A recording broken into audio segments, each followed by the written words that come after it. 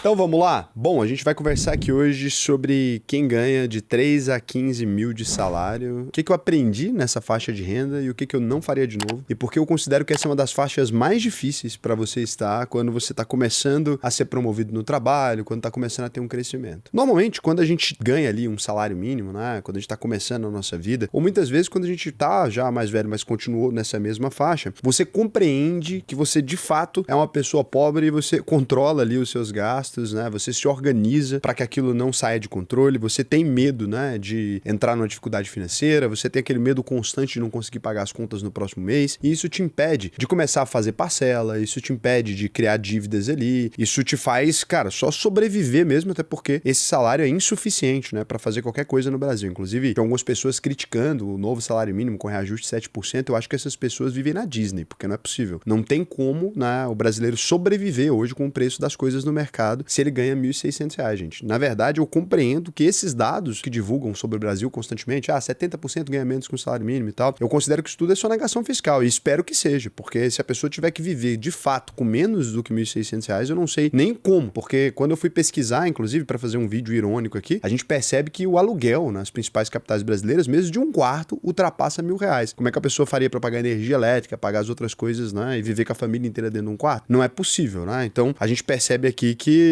ilusório, esse valor não é nem possível de viver. Mas, quando as pessoas estão começando ali a passar desses 1.600, vão subindo de cargo, aí você chega no famoso cargo de gerente de loja, aí você vai ganhar uns 4 mil mais algum nível de comissão, tá na casa dos 6 mil e pouco, ou você ganha os 2.500 mais, né, um bônus ali, ou um cartão de benefícios que dá mais R$ 1.000 ou mais R$ 700, né, alguma coisa nesse sentido, você começa a ganhar um pouquinho mais. E é aqui que começam a maior parte dos problemas. Muita gente pensa que a classe mais pobre é a mais endividada, mas não é. Normalmente é a classe média, porque a classe média tem mais acesso a crédito e ela comete um erro que eu também cometi, né, no meu início ali de vida e rapidinho consegui reajustar, que é subir o seu padrão antes de subir a estrutura. Então, assim que você ganha um bom salário, o que você pensa? Poxa, agora que eu ganho um pouco mais, eu vou aumentar aqui o valor que eu gasto com o meu carro. Daí, em vez de você ter um carro mais simples, você fala, vou comprar um carro um pouquinho melhor, porque isso vai se justificar a partir do meu novo salário. Só que o carro um pouquinho melhor, ele vem com custos, né, de manutenção um pouco maiores, ele vem com seguro um pouco maior. E a mesma coisa você vai fazer, por exemplo, com um apartamento. Daí eu já fiz até um vídeo aqui, né, sobre pensar antes de mudar de casa. Esse vídeo é um dos mais importantes aqui do canal, muita gente comentou, gostou, falou, cara, eu tava pensando nisso, voltei atrás, então acho que eu vou deixar o link aqui porque é um vídeo muito bacana. Mas quando você começa a fazer isso, você percebe que seu custo fixo ele vai subindo, não de maneira linear ao aumento do novo bem. Ele sobe muito mais. Por exemplo, você começa a trocar a loja onde você comprava suas roupas. Isso é uma coisa muito comum também, tá? Então o cara fala, eu comprava minha roupa nessa loja tal, agora eu vou comprar uma camiseta nessa loja tal. Só que daí não é a camiseta, a cueca lá é mais caro, a calça é mais cara, a calça é 3, 4 vezes mais cara. Nessas lojas, inclusive, as camisetas costumam ser mais baratas que são porta de entrada. Não sei se vocês sabem, mas a loja de roupas caras, ela costuma ter produtos atrativos ali, né? Produtos justamente para atrair a classe média. O grande consumidor de marcas de luxo é a classe média. Então ele coloca, por exemplo, na Gucci tem uma carteirinha de R$ 2.000. Aí você pensa, poxa, não é tão absurdo. Só que qualquer outra coisa que você comprar ali vai para 20, 30 mil, né? Ou vai para 15 mil, 10 mil. E a classe média ela é mais constrangida. Então, como não tinha acesso antes, você não quer tomar o tempo do vendedor, né? Então o cara tá ali conversando com você vai comprando coisas que você nem repara por educação. Você vai pensar, Raul, não é possível que alguém faça isso. Faz. A pessoa entra na loja, ela fica com vergonha, porque a pessoa tirou muita coisa para mostrar para ela, pensa, eu tenho que levar alguma coisa. E daí ela começa a escolher um produto específico ali para poder não sair de lá com as mãos abanando, porque, sei lá, tanto não quer que a pessoa pense que ela é pobre, quanto não quer também gerar incômodo na vida, quanto não quer desgastar essa relação, sei lá que relação é essa, e aí acaba que muita gente leva produtos simplesmente por constrangimento. E vários vendedores de loja aprendem a fazer isso, e ao contrário, né, de fazer o que as pessoas fazem, que é vendedor de loja de rico, às vezes te tratar mal, te trata muito bem porque sabe que vai conseguir gerar um constrangimento, né, e aí te oferece a linha de crédito. Então, a ideia é, quando você começou a perceber que tá aumentando o seu salário, tenta, né, vou falar tenta porque muitas vezes é um problema que nem é um problema de, eu quero comprar um produto a mais ou alguma coisa, né,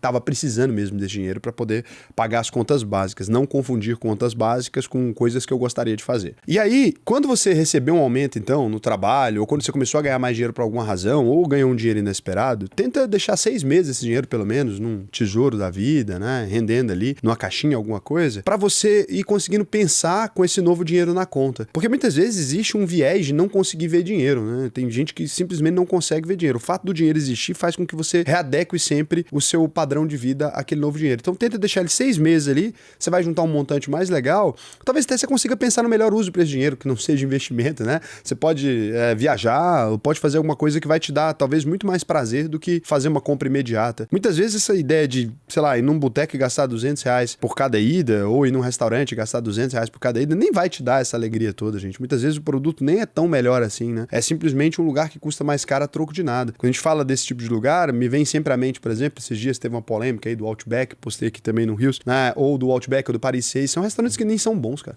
São restaurantes que simplesmente são mais caros, assim, não tem benefício nenhum naquilo. Construíram uma ideia de uma estética de um ambiente, cara, é uma bregueira danada. Então, um negócio metido a estar em outro país sem estar de fato, né? Uma conta ali vai custar R$400, R$300, mas te vale juntar esse dinheiro e mesmo que você vá ficar num albergue em outra cidade, comprar passagem com 1 ano de antecedência, mais uma passagem pra Europa, aí vai te custar 2.500 na época baixa, né? Mas te vale juntar esse dinheiro do que uma vez por mês no Outback, não vai fazer diferença nenhuma na sua vida, né? Vai te dar uma alegria muito maior conhecer outro país de fato, que seja aqui um vizinho nosso, né? O Casé foi agora lá. San Andrés, que é isso? R$2.800, Raul. Olha aí. E de volta. R$2.800 e de volta, foi pra San Andrés, melhor que o Outback? Porra. Imagino que seja. É melhor. Então, muitas vezes vai fazer mais sentido você pensar no seu consumo a partir dessa lógica. O que nos leva ao segundo maior erro. Quase todo mundo de classe média que eu conheço confunde dois conceitos que são extremamente diferentes, mas eles confundem. Conforto e liberdade. Conforto não é a mesma coisa que liberdade, apesar de parecer. Então, por exemplo, você ter um bom celular não é liberdade, é conforto. Você ter um bom apartamento muito bem localizado não é liberdade. É conforto. E quando você começa a confundir conforto com liberdade, você costuma criar dívidas. Porque para morar num lugar melhor do que aquele, muitas vezes a parcela é mais alta. Para ter um carro melhor, que é mais confortável, não mais livre, te leva ao mesmo lugar, você costuma ter um conforto maior. E aí, você para ter um sofá, sei lá por quê, né, um sofá que custa 50% mais caro do que outro, você acaba abrindo mão de liberdade. E liberdade é quando você pode dizer assim, olha, eu não quero mais esse emprego e ter dinheiro para aguentar o tranco por 6 meses até arrumar outro. Liberdade é quando você diz, poxa, no fim do ano eu queria ir ver meus pais, que moram noutra cidade. E você pode ir, né? O sofá não dá para levar para ver os pais. Liberdade é quando seu filho te diz, nossa, eu queria ver o mar uma vez na vida. Você pode pegar seu carrinho aí, enfiar as crianças e ver o mar. Eu não consigo ter nenhuma memória de infância onde eu me lembro do carro que meu pai estava dirigindo. Não tem esse dia na minha vida. Onde eu me lembro assim, caramba, meu pai tinha um carro mais caro que o outro, né? Eu costumo me lembrar dos momentos legais que eu tive em família, das coisas que são importantes para minha vida. Eu realmente não consigo me lembrar do cômodo, como é que era o meu quarto, qual qualidade que era a minha cama. Sinceramente, gente, eu não tenho essa memória na minha vida aqui. Sei lá, eu já tentei isso 1000 vezes para entender se talvez é um delírio meu, né? Mas eu realmente não tenho essa memória. Nas casas grandes ou nas pequenas, inclusive, isso tudo virou uma memória meio misturada, assim. Muitas vezes eu não consigo me lembrar se eu tava na casa da minha avó, que é uma casa muito mais simples. Inclusive, minha avó, a casa dela, em determinado momento, não tinha nem reboco, né? E eu não consigo me lembrar das memórias se eu estava na casa da minha avó. Muitas vezes eu estava na minha casa, que era uma casa muito mais bonita e maior, né? Então, não são coisas que fazem diferença. E aí, pra classe média, como é a escassez de tudo, né? A gente que chega na classe média, muitas vezes, ou veio de uma classe média até mais baixa, né? Quando você nasceu ali na década de 80, 90, ou veio de uma família que era pobre mesmo, porque no Brasil quase todo mundo era pobre antes da década de 80, 90. Então, você nunca teve nada. E daí você acha que essas coisas são muito importantes, né? Quando a gente vem do momento de escassez ali, que você nunca tem nada, você pensa que essas coisas são muito importantes, são as coisas mais importantes do mundo. E não tem problema nenhum gostar dos objetos e tal. Só não confunde eles com liberdade, porque na verdade eles são prisão, tá? Então toda vez que você compra um objeto mais caro, você tá acrescentando uma camada a mais, um tijolo a mais no seu presídio. Eu costumo imaginar assim, né? Toda vez que eu costumo gastar mais dinheiro do que eu deveria, você tá colocando um tijolinho, tijolinho, tijolinho, até o ponto que você não vê mais o sol. Chega num dia que você tá só acordando e dormindo e não pensar nos bens que você tem pra manter, no vinho que custa 2 vezes mais caro que o outro vinho de uma vez que você costumava tomar e que não vai te deixar mais embriagado. Vai simplesmente te deixar com menos dinheiro na conta mesmo. Porque tem um limite do que o conforto vai te agregar. Nenhum conforto dura mais do que 10 dias. É esse o grande ponto, né? Se você compra um produto mais caro que o outro, com 10 dias você se acostuma e daí, na verdade, você tem um decréscimo quando você sai dele, mas não tem mais aumento de felicidade algum. Objetos não causam felicidade, infelizmente. Sinto dizer pra todos vocês, mas você pode comprar o objeto que você quiser que não vai te causar felicidade. E é estranho porque você continua caindo nessa armadilha recorrentemente. Eu acho que essa é a principal armadilha da classe média, porque o banco só precisa achar alguma coisa que você queira o suficiente ao ponto de passar seu cartão, e daí ele tem 12 meses do seu salário ali, né? Eu tava pensando esses dias, eu comprei um videogame, um Nintendo Switch. Daí ele me deixou muito feliz, porque eu comecei a jogar Stardew Valley, tava ali, chegava em casa, jogava Stardew Valley, que era um joguinho que custava R$19, podia ter comprado no computador, mas comprei o videogame, e é difícil, inclusive, jogar pelo console. Daí fiquei pensando, quando eu era criança, eu gostava muito de videogame, né? Apesar de eu ter tido um videogame só, que era um Super Nintendo. Daí eu peguei o Nintendo Switch e comecei a jogar os jogos do Super Nintendo. O Kirby ali, os jogos antigaços de 1990. Fiquei feliz pra caramba. Pensei, que boa aquisição, rapaz. Por R$3.000, compensou muito mais que o bar, né? O Nintendo Switch custa isso. R$3.000 o Nintendo Switch? Não, porque eu comprei aquele docks, eu comprei o negocinho de ligar, eu comprei o todo controlinho, eu comprei toda a parada. Capitalismo é maravilhoso. Eu fui comprando. Daí você vai colocando aqueles bônus ali na hora que você tá no site, né? Daí eu comprei tudo. E aí, por um ano e pouco, assim, ele me gerou muita felicidade. E comparado com meus custos médios, 3 mil ali é muito barato. Peguei e pensei, poxa, alegria, vou comprar outro videogame, porque isso aqui me fez muito feliz. Daí eu comprei um MetaQuest. E daí nunca usei.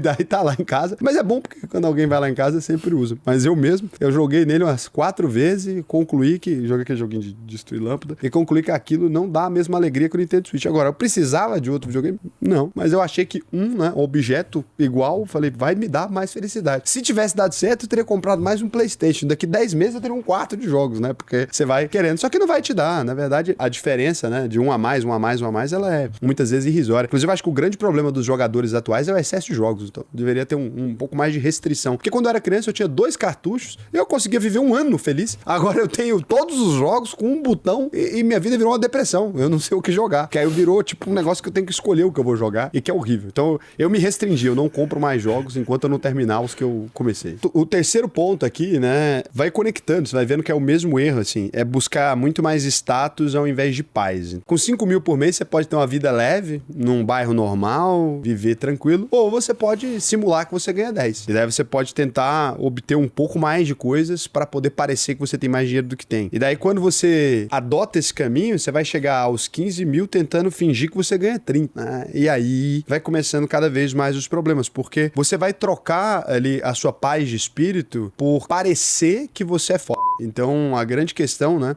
é que no Brasil, por exemplo, as pessoas sempre querem parecer ter mais dinheiro do que elas de fato têm. Tanto é que quando a gente é mais pobre, né, uma frase que a gente diz muito, não sei na família de vocês, mas na minha dizia muito, é quando você se arruma, fala, você tá chique, tá com cara de rico, né? E desde pequeno, então, a gente é ensinado pela cultura que a gente deveria parecer ter mais dinheiro do que tem. E você pode fazer isso em qualquer bairro mais de quebrada possível que você vai obter o mesmo comentário, tenho certeza. No Brasil inteiro, assim, você compra um tênis e tal, falando, pô, tá chique, tá ganhando dinheiro e tal. E aí sempre vai ter esse elogio, né? Que é tipo, cara, você tá com aparência de rico, mas todo mundo sabe que você não é. Quando você tá num bairro mais pobre, uma certeza que você tem, seus vizinhos todos não têm dinheiro. Alguém pode ter mais dinheiro um pouco ou menos dinheiro um pouco, mas não tem ninguém rico morando ali, né? Porque normalmente a gente tem os bairros de rico e tem os bairros de pobre. E aí, esse é o equívoco da maioria das pessoas. Então, as pessoas querem parecer ter mais dinheiro do que elas têm pra elas mesmas, que ninguém tem dinheiro naquele ambiente. E a mesma coisa vai ser levada pra vida em diante. Você vai ter um prédio de rico, eu tava rindo muito porque eu mudei de um condomínio que só tinha rico mesmo, e aí eu mudei pra um condomínio que é mais de classe média, é de classe média alta ali, por exemplo, que é daqui, é de classe média alta, comparado com um aldeia, é um condomínio de classe média alta. É porque, por exemplo, pra quem é de São Paulo, eu morava, por exemplo, em Alphaville, nos Tamborés ali, naquela coisa que é as mansões ali, e aí eu mudei pra um lugar de apartamento, cara, na Vila Madalena, né, em Perdizes, é um lugar de classe média alta. Tem apartamentos tanto de classe média quanto de classe média alta, mas o Jardim Goiás inteiro não mora só rico, mora um monte de gente de classe média alta. Mas é engraçado porque as pessoas, nesse lugar novo, na garagem, tem carros mais caros do que tinha na aldeia. Eu fico um pouco chocado porque eu fico pensando, caralho, que povo doido. Porque eu sei quanto vale o apartamento apartamento deles. Então, proporcionalmente, essas pessoas têm mais ou menos um apartamento que vale 1,5 milhão, 2 milhões, e elas têm muitas vezes um carro que vale 1 milhão. É loucura, eu fico pensando, caramba, 50% do dinheiro dessas pessoas está no carro. E aí, primeiro eu ficava só nesse achismo,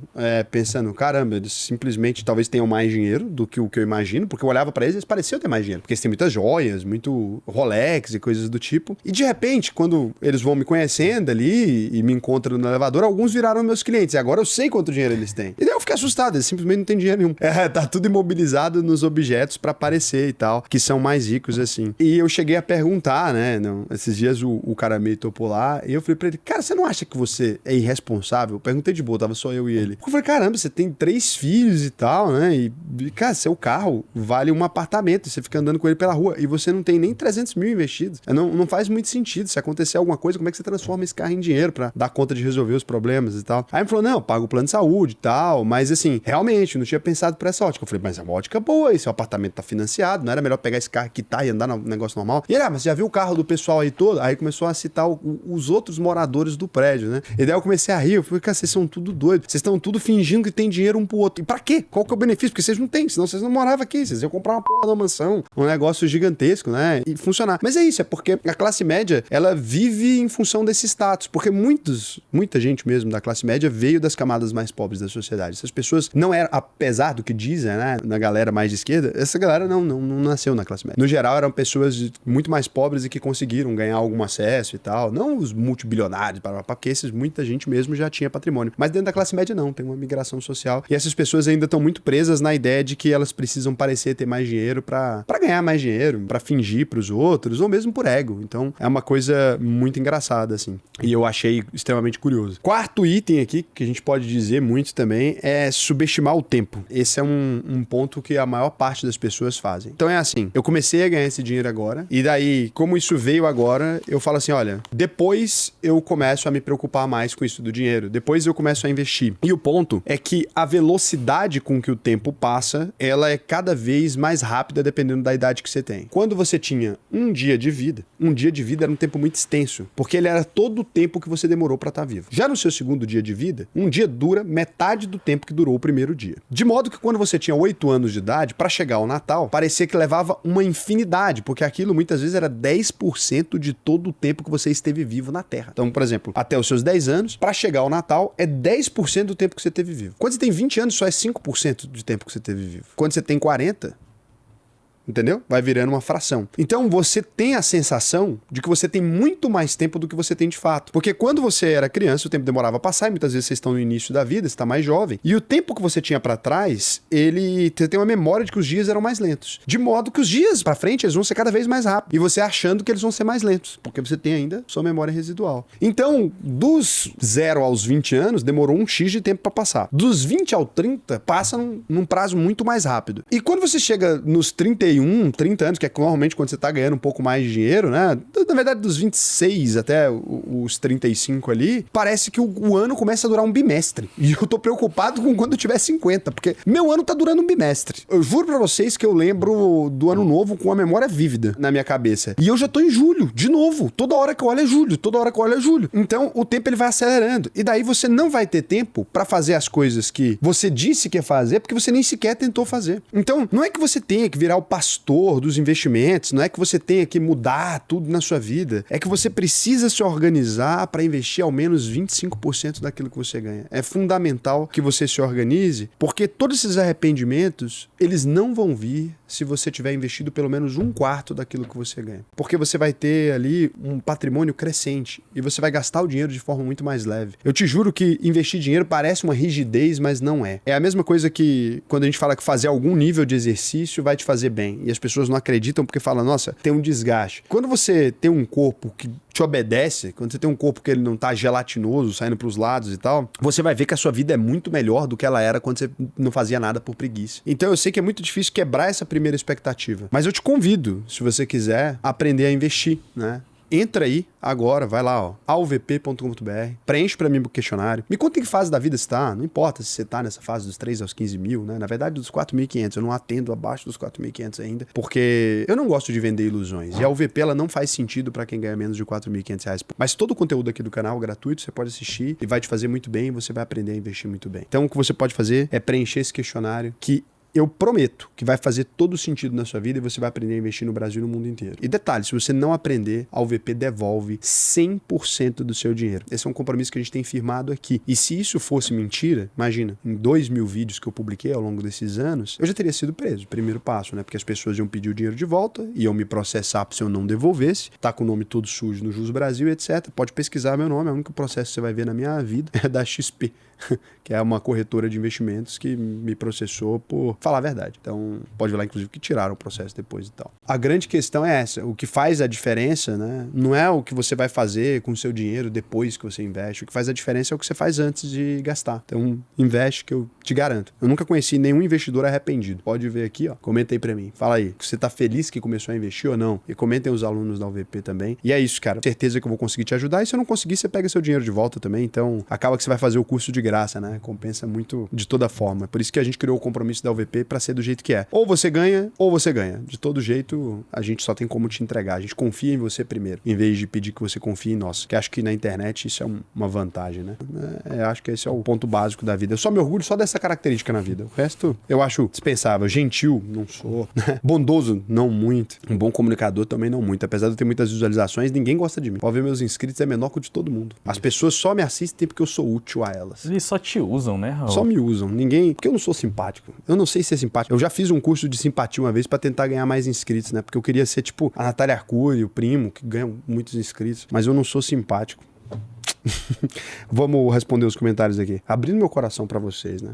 Tem gente que é simpático. Você vê o canal da pessoa, já tem vontade de se inscrever. Eu te acho simpático. Não, tem gente que é muito simpático. O primo pobre. Porra, o cara é Nossa. simpático pra caralho, velho. Quem não tem vontade de ser amigo do Eduardo Felderberg? Todo mundo. Então, o Eduardo Braz aqui. Investidor Sardinha, tem algum vídeo seu comparando as vantagens e desvantagens de alugar um carro ao invés de comprar um? Se você digitar Investidor Sardinha mais o nome do tema, eu juro pra você que eu já falei sobre quase tudo que existe no mundo. Pode pesquisar que tem sim. Miguel No Nose, ele não tem nariz. Por que não se fala que a Unip tem um risco enorme por depender de tarifas protecionistas do governo para dar lucro? Sem essas tarifas protecionistas, que aumentam o preço para o consumidor brasileiro, a Unip, deve ser a faculdade, sofreria muito para dar lucro, se é que daria lucro. Cuidado. Ah, tá. Unipar Carbocloro, não a Unip Faculdade. Tá bom, você falou isso aqui. Não sei se é verdade. Eu não li o relatório com os investidores da Unipar mais profundamente, porque eu não sou investidor da Unipar, né? No Brasil a gente tem 600 empresas, tem que priorizar o que você vai ler. Eu vou ler o relatório e volto para dizer para vocês se esse comentário é verdadeiro. Se inscreve no canal. Ó, pelo conhecimento, peguei vocês. O anti-hackerify. Mas e caso a pessoa tenha uma estratégia buy and hold?